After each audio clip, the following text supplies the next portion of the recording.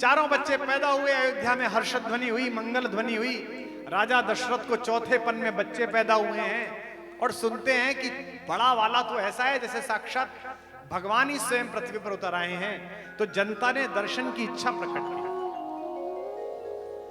कि हम राजकुमारों को देखना चाहते हैं। गुरु वशिष्ठ ने राजा को आज्ञा दी कि राजकुमारों के प्रजा को दर्शन कराया जाए। यहां जो राजा बैठे हैं लोकतंत्र के, ये इनके सुनने की बात है कि गुरु वशिष्ठ ने राजा को आज्ञा दी। राजा ने आज्ञा नहीं दी। गुरु गृह गयो तुरंत भूपाला। गुरु के घर गया, एक बार राजा मनमाही है गलानि मोरे सुत नाही। गुरु गृह गयो तुरंत भूपाला। ये भी कर सकता था कि फोन करता, पीए को कहता जरा गुरुजी को बुलाओ, नहीं, राजा रथ पे चढ़ के गुरुजी के घर गया। चारों बच्चे लिटाए गए। प्रजा के दर्शन की प्रक्रिया प्रारंभ होने वाली थी। जनता ने भीड़ लगा ली, एक एक करके आने वाले थे। अचानक लक्ष्मण रोने लगे। इतने रोए कि पूरा महल चिल्लाने लगा। ज्योतिषी बुलाए, राजवैद्य बुलाए, महिलाओं ने हींग का घोल नाभि पे रखा जो बच्चों में रखते हैं, चुप ही नहीं हुए। लेकिन गुरु वशिष्ठ आए, बोले लक्ष्मण चुप नहीं हो रहे, किसी ने जादू टोना कर दिया, कोई अमंगल की बात तो नहीं है। गुरुजी ने देखा एक एक पालने में एक एक शिशु लेटा हुआ है। गुरुजी ने एक छोटी सी क्रिया की और लक्ष्मण चुप हो गए कि पालने में लखन व राम जी लिटाए गए, लेटते ही करुणा सदन चुप हो गए। लेटते ही करुणा सदन चुप हो गए, लेटते ही करुणा सदन चुप हो गए। पालने में लखन व राम जी लिटाए गए, लेटते ही करुणा सदन चुप हो गए। लेटते ही करुणा सदन चुप हो गए, लेटते ही करुणा सदन चुप हो गए। किंतु लक्ष्मण कुछ ऐसा तेज रोए, जिन्हें रोता देख धरती गगन चुप हो गए। रोता देख धरती गगन चुप हो गए, रोता देख धरती गगन चुप हो गए। राजवैद्य आए, कोई रोग ना बता सके तो, राजवैद्य आए, कोई रोग ना बता सके तो, ज्योतिषी भी करके यतन चुप हो गए। ज्योतिषी भी करके यतन चुप हो गए, ज्योतिषी भी करके यतन चुप हो गए। गुरु ने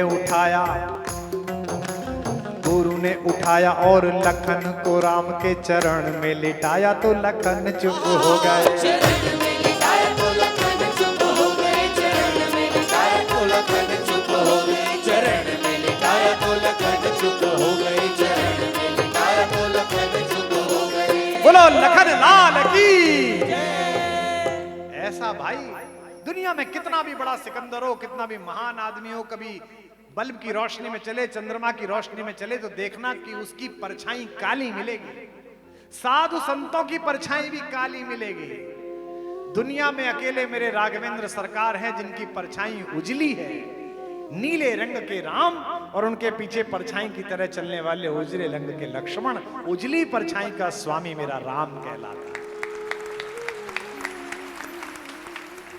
इसलिए विश्वामित्र जी ने दशरथ से जब कहा कि मैं आपके बेटे को ले जाना चाहता हूं, तो दशरथ ने कहा आप तो ऋषि हैं, राजर्षि हैं, आप तो एक अपने कमंडलू से जल को उठाएंगे और एक मंत्र फूकेंगे तो राक्षस जाति का नाश हो जाएगा। आप ऐसा क्यों नहीं करते? विश्वामित्र कहते हैं कि मैं संत हूं, सिद्धों के लिए क्रोध वर्जित है। वो कहते हैं कि इनको क्यों ले जाना चाहते हो, मेरी सेना ले जाओ, आपको राम ही क्यों चाहिए? विश्वामित्र कहते हैं कि चार चीजें हैं राजन, इनमें से एक आ जाए तो आदमी अहंकारी हो जाता है। आज त्रिवेणी के घाट पर इन चार में से कोई सा एक अहंकार हो तो गंगा के जल में बहा के जाना। सबसे पहले यौवन, जवानी। जो जवान बच्चे आए हैं आज सुनने, मां डांटती रहती है जाड़े में कि स्वेटर पहन ले, इनर पहन ले, और ये एक टी शर्ट डाल के छत पे पहुंच जाते हैं और आश्चर्य देखिए कि इन्हें ठंड भी नहीं लगती। यही वो दिन है कि नंगे बदन छत पर टहलते थे, यही वो दिन है कि अब सर्दी में छाती बैठ जाती है। जवानी में देखिए कैसा सौंदर्य निखर के आता है सबके चेहरे पर। यौवनम, राम युवा है, 15 वर्ष के हैं जब लेने के लिए आए हैं। दूसरी चीज धन, पैसा आ जाए तो आदमी बड़ा अहंकारी बन जाता है। ओहो हो, वो सीधी बात नहीं करता, वो संख्या में बात करता है। वो घर दिखाता तो ये नहीं दिखाता कि ये बेडरूम है, वो दिखाता है कि ये वाला बेड इतने लाख का है।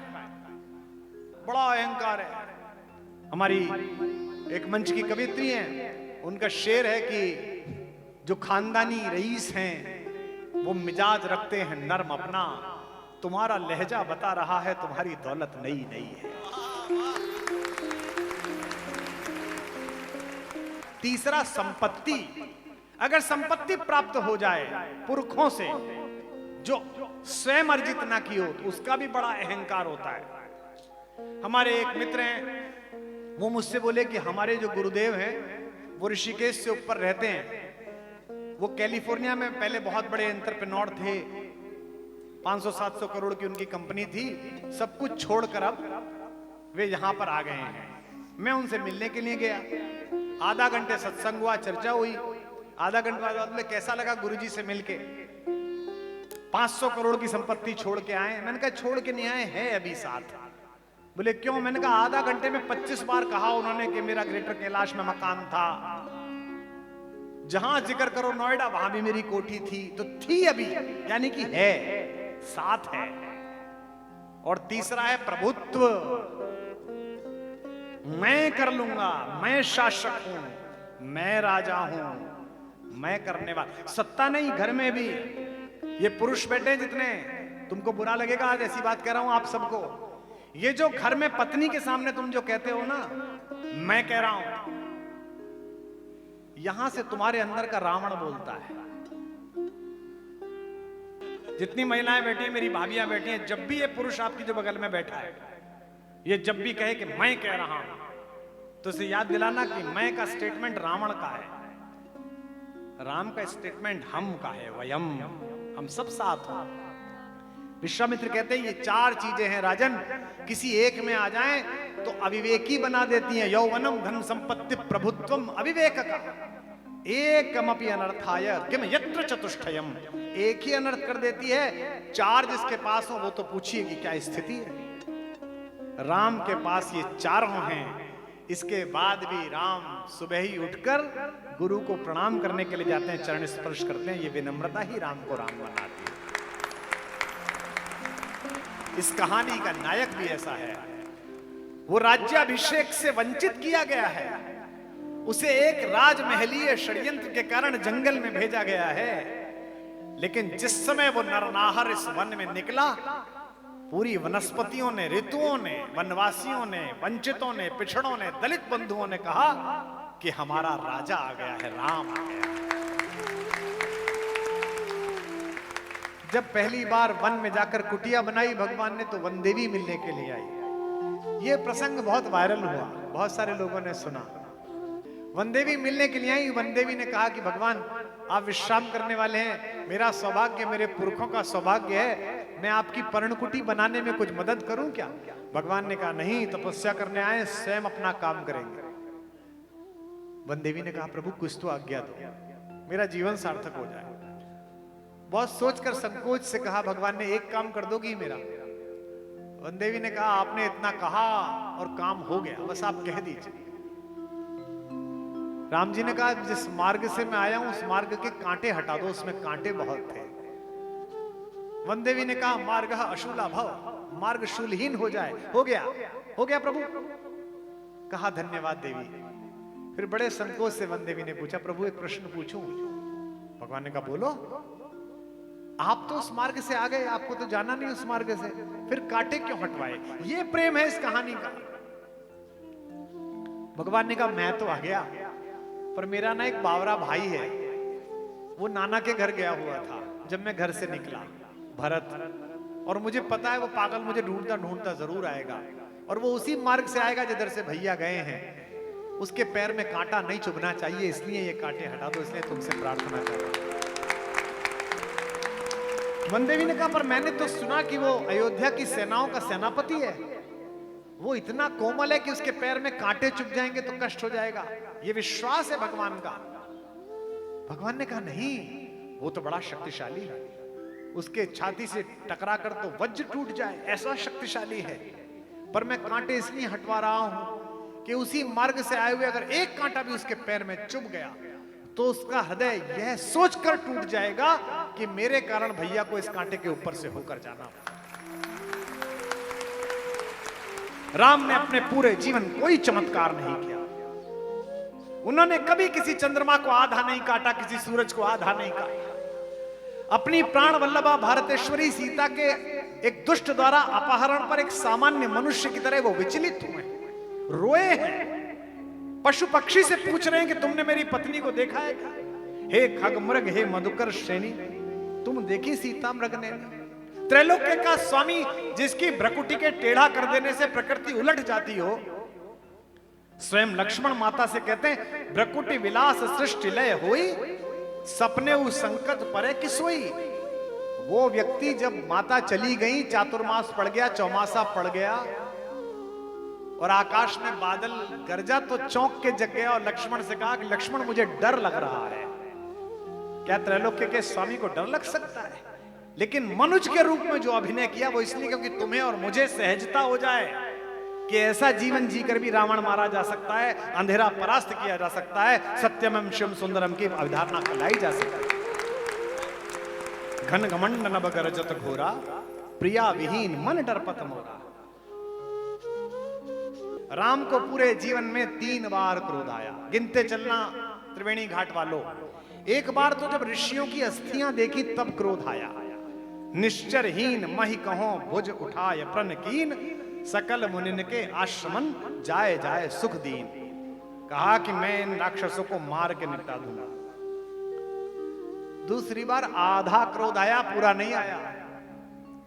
जब 3 दिन तक पूजा करने के बाद समुद्र ने रास्ता नहीं दिया तो राम को समुद्र के ऊपर वैसा ही क्रोध आया जैसे हमारी माँ का हमारे ऊपर क्रोध आता था। तो माँ मारती नहीं है, मारने से पहले का सारा काम करती है। अरे लइयो जरा जूता, लइयो मेरी चप्पल, मार उसे। अगर उसे मारना हो तो जूता चप्पल खुद ले ले, लेकिन माँ को मारना तो है नहीं, माँ को केवल डराना है। तो राम जी ने समुद्र को सोखना तो था नहीं, केवल डराना था। इसलिए कहा विनय न मानत जलधि जड़, गए 3 दिन बीत, बोले राम सकोप तब, भयविन होए न प्रीत। इसके बाद भी क्या करा? खुद कुछ नहीं करा, लक्ष्मण से कहते रहे अरे लइयो जरा जूता। लक्ष्मण बान सरासन लानो, सोखो बारिद बिसक्र सानो, सठ सन विनय कुटिल सन प्रीति, सहज कृपन सन सुंदर नीति, ममता रथ सन ज्ञान कहानी अति लो। जिसे पिटाई करनी हो वो उपदेश देगा क्या? 2 मिनट में मारेगा कान पे। आधा क्रोध आया। और तीसरा क्रोध तो अद्भुत आया, आहा, मैं तो मुग्ध हो जाता हूं। जब जटायु का घायल शरीर राघवेंद्र सरकार की गोदी में था और जटायु को पता चला ये दशरथ का बेटा है, मेरे दोस्त का बेटा है, तो उसने कहा बच्चे तू मेरा भतीजा है, तेरे पिताजी और हम देवासुर संग्राम में साथ लड़े थे। तो राम ने कहा कि चाचा मैं बड़ा अभागा हूं कि मुझे पिताजी का श्राद्ध करने का अवसर नहीं मिला। अगर मुझे बेटा मान ही लिया है और आप स्वस्थ भी नहीं होना चाहते हैं तो मुझे इस बात का सौभाग्य दीजिए कि जब आप प्राण छोड़ दें तो मैं आपके शरीर का संस्कार कर सकूं। गोदावरी के किनारे भगवान ने जटायु महाराज का संस्कार किया। चलते समय जटायु ने पूछा कि ऊपर तुम्हारे पिताजी पूछेंगे कि तुम मिले थे तो क्या बता दूं? यह जो सीता हरण हुआ है। राम ने कहा नहीं नहीं नहीं, सीता हरण तात जन कहूं पिता सन जाए। सीता के हरण की बात है चाचा, पिताजी से मत जाकर कहना था। अगली बात जो राम कहते हैं वो राम ही कह सकते हैं। इसे कहते हैं स्वाभिमान, इसे कहते हैं भरोसा अपनी भुजाओं पर। कहते हैं जो मैं राम, अगर मैं उनका बेटा हूं तो कुल सहित खानदान सहित कहीं दशानन जाए। रावण खुद आकर पिताजी को बताएगा कि क्या गलती कर दी थी उसने। इसे कहते हैं वनवास के दौरान अपने सारे सेनापतियों के बीच बैठे हुए पूर्णमासी के चंद्रमा को निहार कर भगवान श्री राम ने रात्रि के समय पूछा। चंद्रमा से राम जी का संबंध बहुत अद्भुत है। जब राम पैदा हुए तो पूरी पृथ्वी आनंदित कर रही थी ना। दिन के समय पैदा हुए, मध्य दिवसति शीतन घामा, पावन काल लोक विश्रामा। गोस्वामी जी की कोई भी लाइन ऐसे मत पढ़ना ना कि किसी कवि ने घिस दी है, नहीं है। 3 बार पढ़ना फिर अर्थ खुलता है। विश्रामा राम पैदा नहीं हुए, राम की मृत्यु नहीं हुई। इस प्लेनेट अर्थ पर, इस पृथ्वी पर उन्होंने इतने से इतने के बीच विश्राम किया। गोस्वामी जी ने कितना प्यारा शब्द इस्तेमाल किया, पावन काल लोक विश्रामा। जब पालने में लेटे हुए थे तो देखा कि सब कुछ है, चंद्रमा उदास था। राम जी ने कहा प्रयास में, क्यों भाई तू क्यों उदास है? बोले हमारा क्या मतलब, आप सूर्यवंशी हो, सूरज के घर में पैदा हुए हो, जिसको देखो वो सूर्यवंशियों की जय जयकार कर रहा है, मेरा क्या मतलब? राम ने कहा नहीं नहीं, मैं जगत में सबको प्रसन्न करने के लिए आया हूं बेटा, तू भी प्रसन्न हो जा। मैं तुझे वरदान देता हूं कि आज के बाद मेरा नाम कभी तेरे बिना नहीं लिया जाएगा, मुझे पृथ्वी रामचंद्र के नाम से जानेगी। तब से चंद्रमा भी प्रसन्न है। इसलिए राम को चंद्रमा में अपना भाई दिखाई देता है। लक्ष्मण से पूछा कि जरा देखो ये चंद्रमा के बीच में ये क्या काला काला बना हुआ है, मजाक करने के लिए परिहास में पूछा। लक्ष्मण ने कहा हम नहीं देखेंगे, नीचे देखते रहे। अरे बोले देखो ऊपर। भैया हम नहीं देखेंगे। अरे हम आज्ञा दे रहे हैं। नहीं नहीं हम नहीं देखेंगे। क्यों नहीं देखोगे? भैया वो जनकपुर में ही तय कर लिया था कि आज के बाद हम कभी चंद्रमा नहीं देखेंगे, पूर्णमासी का चांद नहीं देखेंगे। क्यों? बोले आपने ही कहा था प्राची दिशि शशि हो जाऊ सुहावा, सिय मुख देख सरे से सुख पावा। मैंने प्राची दिशा में उगते हुए इस चंद्रमा को देखकर सीता के मुख की कल्पना की है। भैया जिस वस्तु में एक बार आपने भाभी का मुख देख लिया उसको मैं कैसे देख सकता हूं, कैसे दृष्टि कर सकता हूं? ये लक्ष्मण है। हनुमान जी से कहा कि हनुमान जी आप देखो इसमें क्या है। हनुमान ने कहा हनुमत सुनहु प्रभु, शश तुम्हार प्रिय दास, तब मूरति विदु उर्वसति सोई श्यामता आभास। हमें तो पता है कि हमारी तरह ये भी आपका दास है, ये कोई दाग वाग नहीं है, शालिग्राम के रूप में बना हुआ आपका विग्रह इसने अपनी गोदी में ले रखा है, इसलिए ये दाग पड़ा हुआ है। जगत की विपत्ति विपत्ति नहीं है, भगवान की परम सत्ता का विस्मरण ही विपत्ति है। देखिए संपत्ति की हम कैसी चर्चा करते हैं। आप लोग भी चुनाव में भरते हैं, कितनी संपत्ति है भरते हैं ना, वो भरवाते हैं अक्सर लोग एफिडेविट में। फिर विरोधी देखते हैं कि कोई सा प्लॉट विधायक जी ने छुपा तो नहीं लिया, फिर उस पर टिप्पणियां होती हैं। आज तक मैंने किसी आदमी को यह कहते हुए नहीं देखा, जिससे पूछो भाई आपकी संपत्ति और कैसी है, तो वो ये कहे कि मेरी 3 भ्रातृ संपत्ति है, मेरे 3 भाई हैं, ये किसी ने नहीं कहा। या वो कभी कहता हो कि 2 मेरी भगनी संपत्ति है, मेरी 2 बहनें हैं, ये किसी ने नहीं कहा। किसी ने ये नहीं कहा कि मेरी मित्र संपत्ति इतनी है, एफडी इतनी है, सोना इतना है, धरती इतनी है। जो साथ रहेगा वो संबंध रहेगा। जब भरत मनाने के लिए पहुंचे तो देवताओं को शंका हुई कि भरत लौटा ना लाए राम को, तो देवताओं ने सरस्वती को पुकारा, कहा माता भरत की जिह्वा पर बैठ जाओ। सरस्वती ने देवताओं से कहा कि तुम मूर्ख हो, मैं किसी की भी बुद्धि फेर सकती हूं, भरत की नहीं फेर सकती। मोसन कहे तो भरत मति फेरी, लोचन सहस न लखत सुमेरु। भरद्वाज के आश्रम में ऐसे ही गंगा के तट पर सुबह जब भरत चलने लगे तो उनके चेहरे पर दुख की रेखा थी। भरद्वाज ने कहा कि सम्राट को शोक शोभा नहीं देता, सम्राट को प्रसन्न रहना चाहिए, जो कि प्रजा सम्राट का चेहरा देखती है। आपको चिंता किस बात की है? भरत ने कहा मुझे पता नहीं, बस मैं थोड़ा ये सोच रहा हूं कि मैं तो भैया के मन की स्थिति नहीं जानता, वो आपके यहां रुके थे, वो मां के इस कृत्य के कारण मुझसे नाराज तो नहीं है। भरद्वाज ने कहा भरत मुझे पता नहीं कि राम तुमसे कितना प्रेम करते हैं, मैंने बात नहीं की, बस मुझे इतना पता है कि गंगा पार करने के लिए जब जा रहे थे सुबह सुबह तो बड़े प्रसन्न थे मेरे आश्रम से, लेकिन जब पुरोहित आया स्वस्ति वाचन करने के लिए और पूजा का थाल राम ने हाथ में पकड़ा और जैसे ही पुरोहित के मुंह से निकला जम्बूद्वीपे भरत खंडे, तो तुम्हारा नाम सुनते ही उनके हाथ से थाली छूट गई, वो रेत पर लेट गए और मेरा भरत, मेरा भैया भरत कहकर रोने लगे। यह प्रेम अगर घर में है तो अयोध्या बनने से कोई नहीं रोक सकता। कैसा अद्भुत दृश्य रहा होगा जब पहली बार वनवास में जाने के बाद इतने दिन बाद भरत को दूर से आता हुआ देखा होगा। कवि ने कल्पना की, नंगे थे पांव पांव बावले के, कीचड़ मिट्टी में लिसे हुए, कुछ कुछ बह रहा रक्त भी था, कंकड़ भी थे कुछ चुभे हुए। वह व्याकुल था थी बढ़ने की, धनु कहीं कहीं पर तीर गिरा, मही पर तरकश के साथ साथ मुनियों वाला वह चीर गिरा। बावला चाहता है पहले रघुबर को शीश झुका लूं मैं, रघुवीर चाहते हैं पागल को पहले गले लगा लूं। कंपटीशन करना है अपने भाई से तो ऐसा करो।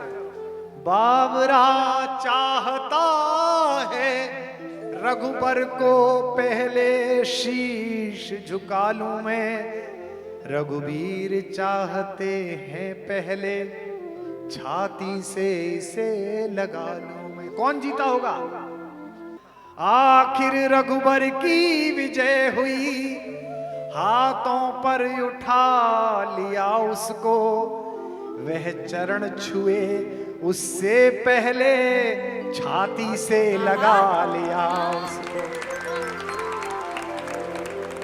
जब हृदय हृदय का मिलन हुआ तो दूर विरह का ताप हुआ, सबने देखा चित्रकूट में ऐसे भरत मिलाप हुआ।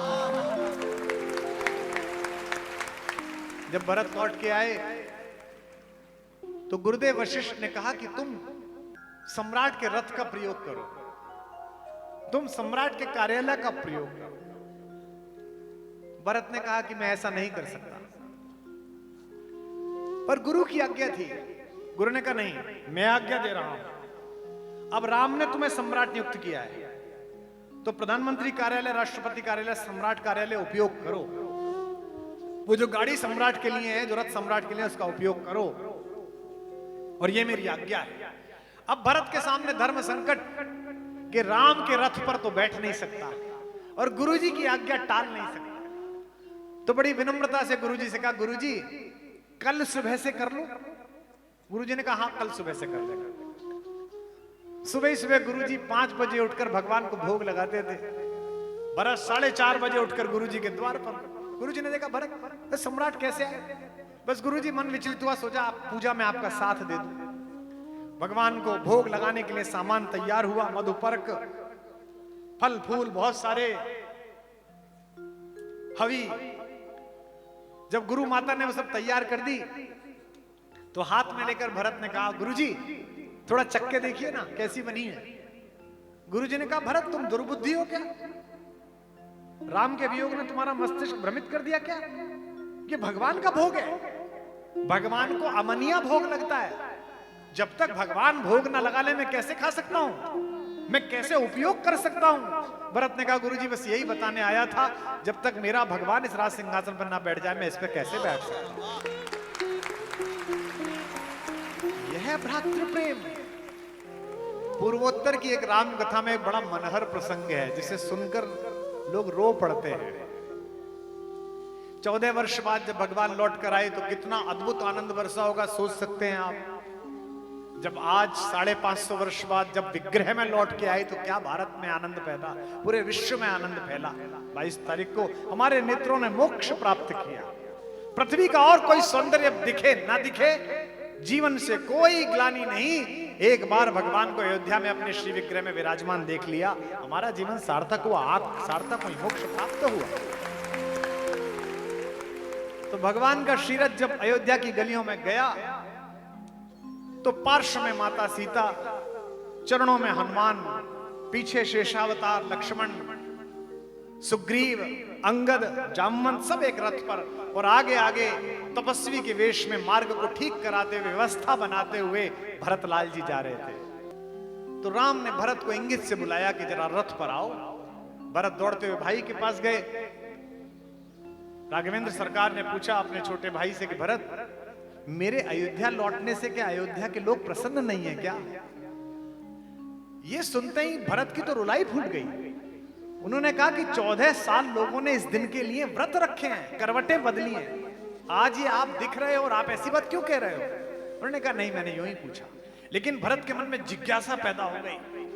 उसने कहा नहीं प्रभु, अब व्रत आगे तब बढ़ेगा, पहले बताइए कि आपको ऐसा क्यों लगा? क्या मेरी व्यवस्था में कोई कमी रह गई?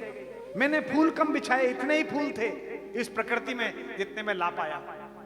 राम ने कहा नहीं, तुम्हारा आयोजन तो सर्वोत्तम है, तुम तो हो ही योग्य, लेकिन जो हमारी माँ के साथ ब्याह करके आई थी वे माता समान महिलाएं अटारी पर खड़े होकर बलैया ले रही हैं। जो सीता के साथ उर्मिला के साथ ब्याह करके आई थी वे भाभियां बड़े स्नेहिल नेत्रों से आशीष दे रही हैं। जो मेरे और तुम्हारे साथ खेले थे वे दोस्त बाहें फैलाकर गले लगने का सम्मोहन आकर्षण दे रहे हैं, आमंत्रण दे रहे हैं, लेकिन बच्चे दिखाई नहीं दे रहे। क्या अपने ताऊ राम के आगमन पर अयोध्या के बच्चे प्रसन्न नहीं हैं? भरत का उत्तर आपकी भी आंखें छलछला देगा। इस गंगा के किनारे भरत ने रोते हुए कहा कि भैया, जिस दिन से 14 वर्ष पूर्व आपने गृहस्थ होते हुए भी सन्यासी वेश में ब्रह्मचर्य धारण किया था, अयोध्या के प्रत्येक गृहस्थ ने ब्रह्मचर्य धारण किया, अयोध्या में बच्चे हुए ही नहीं। जब राजा की युति प्रजा के साथ इतनी तादात्म्य की हो जाए तो प्रजा राजा के अनुसार कार्य करना प्रारंभ कर देती है। बहुत सारे पत्रकार मित्र कह सकते हैं कि ऐसा संभव नहीं है, इसी कलयुग में संभव हुआ। मेरे पूज्य पिताजी 87 वर्ष के हो गए, मधुमेह के शिकार हैं, लेकिन सोमवार को व्रत रखते हैं। अब बहुएं पूछती हैं, पतोहुए पूछती हैं, पोते पोतियां पूछते हैं कि बाबा व्रत किस लिए रखते हो और क्या चाहिए जीवन में? सब सुख है, सारे बच्चे सही जगहों पर हैं, किस भगवान की पूजा के लिए व्रत रखते हो? तो दादा ने कहा कि बिटिया मैं भगवान के लिए नहीं रखता, बेटा तुम तो जब पैदा भी नहीं हुए तो तेरा बाप भी पैदा नहीं हुआ था और तेरा ससुर भी पैदा नहीं हुआ था। इस देश में खाद्यान्न का संकट था। हमारे एक प्रधानमंत्री ने कहा कि अगर सारे देश के लोग एक दिन भोजन छोड़ दें तो इतना भोजन बचेगा कि हम बाहर से नहीं मांगेंगे, देश में ही काम चला लेंगे। बड़े डूब कर कहते हैं मेरे पिताजी, बेटा अब तो बहुत खाद्यान्न है, अब तो हम पूरे विश्व को दे सकते हैं, लेकिन शास्त्री जी चले गए और शास्त्री जी का व्रत तो हमारे साथ ही जाएगा। राजा कहे और जनता माने, ये राजा और प्रजा के बीच के संबंध है। राम का राज्याभिषेक हो गया, राम सम्राट हो गए, भरत प्रधानमंत्री हो गए, शत्रुघ्न अयोध्या की सेनाओं के सर्वोच्च सेनापति हो गए, लक्ष्मण राम के निजी सचिव हो गए, कैबिनेट सेक्रेटरी, प्रधानमंत्री कार्यालय। तो सुबह ही सुबह पहले दिन राज्याभिषेक के बाद गुरु वशिष्ठ के पैर छूने गए। गुरुजी ने कहा कि अरे वाह, चारों बच्चे आए आज तो भाई, 14 साल तो तुम दोनों बच्चे वहां रहे, भरत नंदीग्राम में रहा, शत्रुघ्न अयोध्या संभालता रहा, मेरे पास तो तुम्हारे आने का समय ही नहीं मिला। बैठे दोनों को फल फूल खिलाए। फिर परिहास में गुरुदेव ने पूछा, मैंने बचपन में जो जो तुम्हें सिखाया था वो तुम्हें स्मरण तो है ना? अब गुरु के सामने कैसे कहें कि पता है कि नहीं पता? हमसे गणित के मास्टर जी ने जब भी पूछा पहाड़े याद हैं, 20 तक याद थे पर कभी हिम्मत नहीं हुई, क्योंकि अच्छा खासा याद रहता था। 17 का पहाड़ा जैसी गुरुजी पूछते थे भूल जाते थे, चौथे नंबर पे आके गायब। गुरुओं के सामने कुछ हवा टाइट हो जाती है तो सब चुप हो गए। गुरु वशिष्ठ ने पूछा, अरे भाई बोलो, जो मैंने सिखाया वो सब याद है? राज्य कैसे चलाना है, मनुष्यता कैसे सुरक्षित रखनी है, रघुवंशियों की परंपरा क्या है? तो राम ने कहा, गुरुदेव आपकी शिक्षा हम 4 भाइयों को कितनी याद है कितनी नहीं, इसका निर्णय तो तभी हो सकता है कि आप हमारी परीक्षा ले लीजिए, चारों की परीक्षा ले लीजिए, जो फेल हो जाए उसे दोबारा गुरुकुल में रखिए। मैं फेल हो जाऊं तो मैं राज्य सिंहासन भरत को देकर आपके आश्रम में दोबारा आ जाऊंगा। गुरु ने कहा नहीं नहीं, चारों को अलग अलग नहीं, चारों से एक ही प्रश्न पूछूंगा और चारों उसका उत्तर मुझे बताइए। गुरुदेव ने एक प्रश्न पूछा, चारों भाइयों ने अलग अलग उत्तर बनाया। 3 भाई तो मुंह से बोले, चौथा बोला भी नहीं और उत्तर बता दिया। तीनों से पूछा कि जीवन में सर्वाधिक अनमोल वस्तु क्या है। सबसे पहले शत्रुघ्न से पूछा, जो सेनापति हैं, जिनके जीवन में शौर्य है, पराक्रम है, कि शत्रुघ्न जी से अनमोल कुछ पूछा गया, कि शत्रुघ्न जी से अनमोल कुछ पूछा गया। बोले वीरताई के समान भला और क्या, बोले वीरताई के समान भला और क्या, बोले वीरताई के समान भला और क्या। शत्रुघ्न जी से अनमोल कुछ पूछा गया, बोले वीरताई के समान भला और क्या, बोले वीरताई के समान भला और क्या, बोले वीरताई के समान भला और क्या। अब लक्ष्मण जी से पूछा गया, लखन से पूछा गया, लखन से पूछा गया। लखन ने ऐसा कहा, क्या कहा होगा सोचो।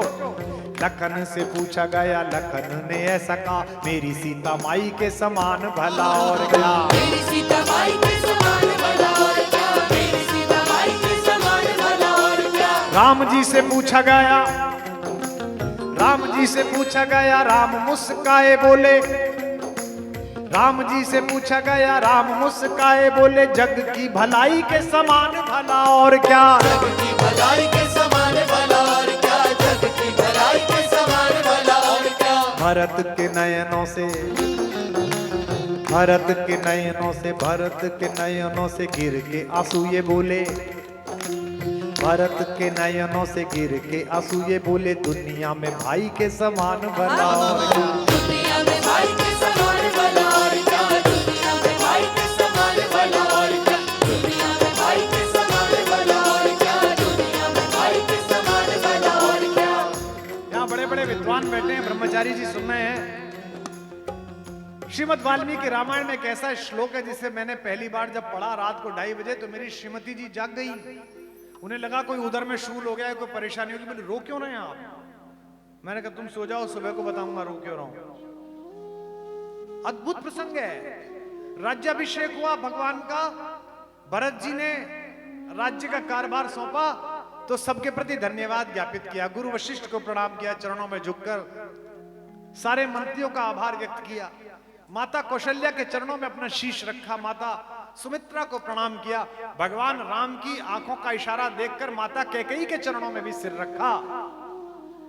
लेकिन जब सीता जी के सामने भरत आए, ओहो, तो वहां एक दृश्य पैदा किया कवि ने, मेरे महाकवि ने कहा कि अपना जटाजूट वाला सिर जिसमें उलझी हुई हैं सारी शिखाएं, वह जटिलम ज्येष्ठानुवृत्ति जठलम, उसको जब सिर को सीता के चरणों में रखा तो कवि लिखता है अन्योन्य पावन मबुद भुवम समेत्वा, पैरों ने और सिर ने एक दूसरे को धन्य कर दिया।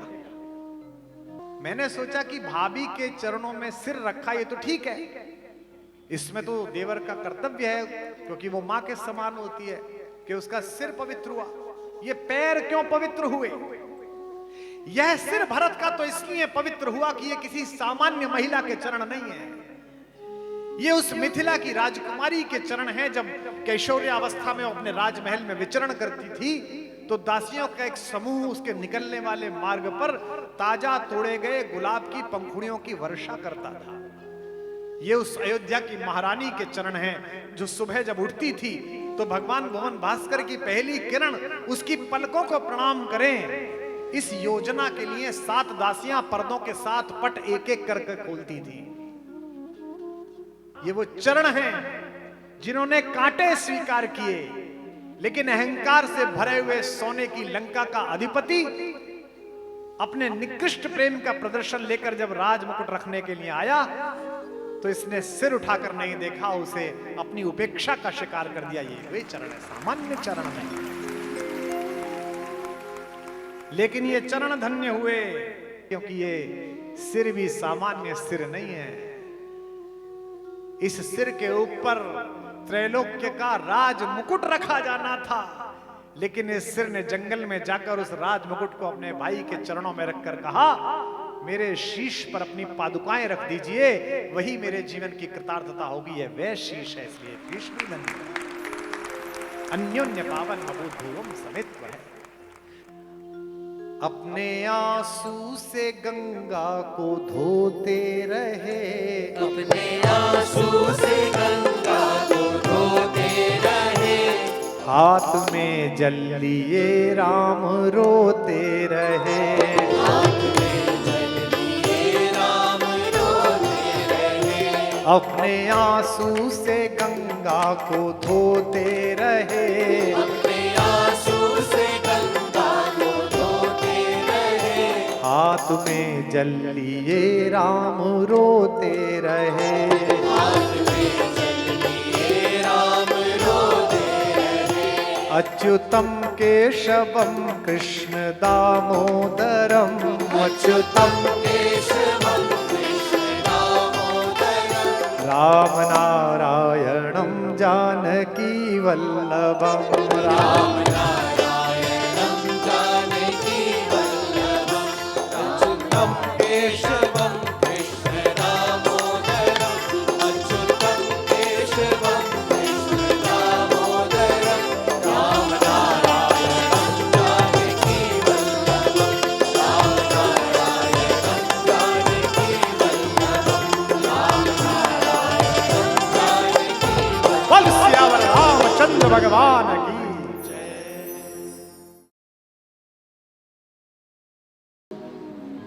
मनुष्य की आदत है कि मेरे पास जो है वो जिसकी कृपा से मिला है मैं उसे भूल जाता हूं, और जो मुझे अपेक्षित है, जो वांछित है, उसके लिए मैं प्रतिपल परेशान रहता हूं।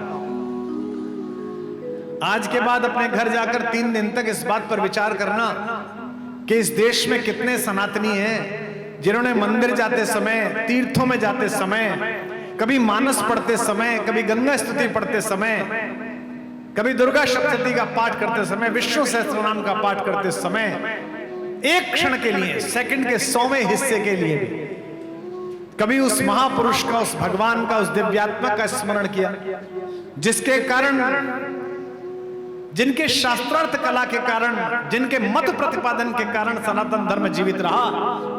मैं 3 दिन के इस प्रस्ताव को, 3 दिन के इस संवाद के प्रारंभ में सबसे पहले दक्षिण से चले हुए उस ऋषि की प्रार्थना को प्रणाम करता हूं, जिसे मैं और आप आद्य शंकराचार्य के नाम से जानते हैं। इतनी बड़ी विभूति